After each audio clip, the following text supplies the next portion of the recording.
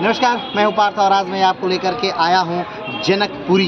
जी हाँ, तो आप सोच रहे होंगे कि जनकपुरी कहाँ है। तो जनकपुरी बता दें कि जनकपुरी नेपाल में है और नेपाल में एक डिस्ट्रिक्ट है जिसका नाम है धनुषा।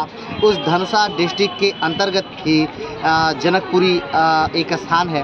तो आखिर जनकपुरी में क्या ऐसा है कि हम लोग आपको यहाँ पर लेकर के आए।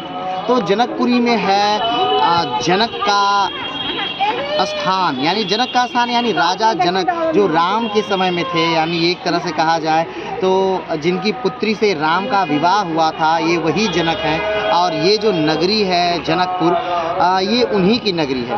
कहा जाता है कि ये मेरे पीछे जो इमारत बनी है ये है मंडप, यानी राम सिया मंडप या जानकी मंडप कहा जाता है इसको। और कुछ किंवदंतियाँ हैं कि इसी मंडप में, यानी इसी स्थान पर, इसी मंडप में तो नहीं लेकिन हाँ इसी स्थान पर विवाह हुआ था श्री राम और जानकी का और उनके चारों भाइयों, यानी उनके बाकी 3 भाइयों और बाकी इनकी 3 बहनों का, यानी यही वो स्थान है जहाँ पर इनका विवाह हुआ था।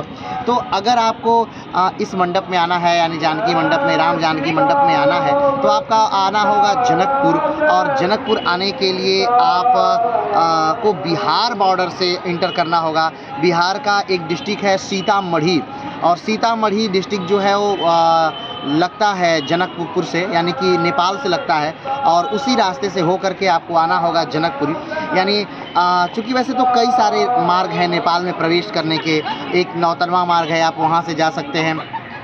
एक दूसरा मार्ग है लुम्बिनी वाला मार्ग है, उधर से भी आप जा सकते हैं। एक तीसरा, वैसे बहुत सारे मार्ग हैं। तो इस मार्ग से जब आप आएंगे, यानी सीतामढ़ी वाले इलाके से जब आप आएंगे, सीतामढ़ी डिस्ट्रिक्ट होते हुए आएंगे, यानी मुजफ्फरपुर होते हुए, सीतामढ़ी होते हुए आप प्रवेश करेंगे जब जनकपुर में, नेपाल में, तब आप आ सकते हैं जनकपुर। और इस जनकपुर में आपको बहुत सारी चीज़ें देखने के लिए मिलेंगी। अभी तो हम लोग जहाँ जिस प्रांगण में खड़े हैं वो जगह है राम सिया मंडप। यहीं पर विवाह हुआ था राम जी का और सीता जी का। ये आपको एक अलग कला में बना हुआ प्रतीत होता है।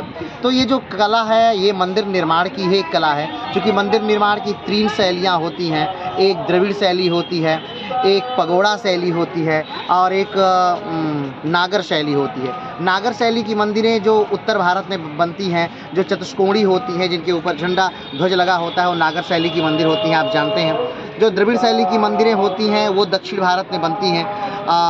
ख़ास तौर पे जो मीनाक्षी मंदिरें हैं या रामेश्वरम के जो मंदिर हैं या तमिलनाडु की जो मंदिर है वो द्रविड़ियन शैली में बने हुए मंदिर हैं। और एक दूसरी शैली है पगोड़ा शैली, जो मंदिर निर्माण की ही एक शैली है। ये जो मेरे पीछे जो इमारत बनी हुई है, यानी जो मंडप बना हुआ है, ये पगोड़ा शैली में बनी हुई एक इमारत है। पगोड़ा शैली खास तौर पे नेपाल में, भूटान में, बांग्लादेश में या म्यांमार में, कंबोडिया में, वियतनाम में, ऐसे स्थानों पर बनाई जाती है। तो और ये राम जो जानकी महल है या जिसे नौलखा मंदिर कहते हैं, उसके जस्ट सटा हुआ ये राम मंडप है, राम सिया मंडप। यहाँ पे कहा जाता है कि विवाह हुआ था। तो जब भी आपको जनकपुर घूमना हो, आपको धनुषा डिस्ट्रिक्ट में आना हो, तो धनुषा डिस्ट्रिक्ट में ही, नेपाल के धनुषा डिस्ट्रिक्ट के अंतर्गत ही ये आता है। तो आज के लिए इतना ही। फिर मिलते हैं एक नए स्थान के साथ, नए वीडियो के साथ। तब तक के लिए नमस्कार, धन्यवाद, जय हिंद।